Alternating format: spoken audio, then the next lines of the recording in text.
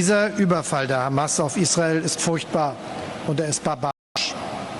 In diesen dunklen Stunden für den jüdischen Staat stehen Deutschland und Frankreich ganz fest an der Seite Israels. Dies habe ich Premier Netanyahu gestern persönlich versichert. Der Terror wird nicht gewinnen, der Hass wird nicht siegen, die Gewalt wird nicht triumphieren. Well, the United Nations, as you know, is always the home of diplomacy, negotiation, and discourse. We are willing to play that role in all situations of conflict. My hope is that the combatants will recognize the importance of reverting to a process of dialogue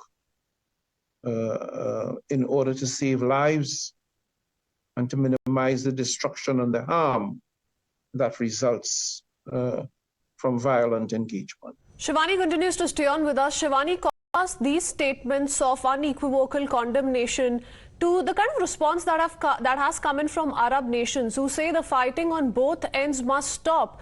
And one can't rule out the fact that it is highly suspected at this point in time that Iran has had a key role to play in aiding Hamas carry out this massive assault.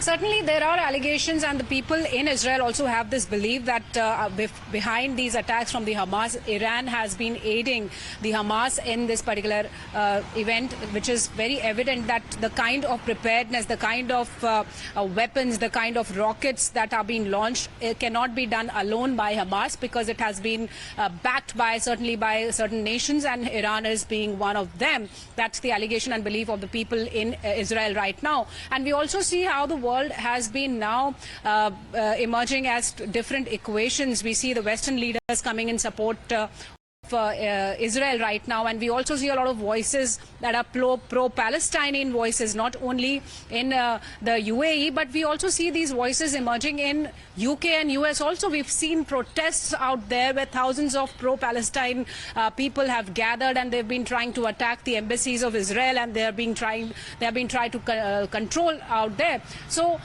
we are seeing a lot of events being unfolding in the world as an impact of what's happened in Israel. Israel is facing war right now. It's retaliating, but we see a lot of voices that show that Iran can be one of the backers of what is happening in Israel, a backer of the Hamas raids on Israel, the Hamas attacks on Israel. So we'll see a lot of statements and reactions also coming in the coming days from all the nations, and a new equation emerging out of these world powers. Absolutely. Shortly after. You know, what you're telling us is very interesting. While the formal position of some of these global powers is very clear, how they've come out to condemn the assault by Hamas.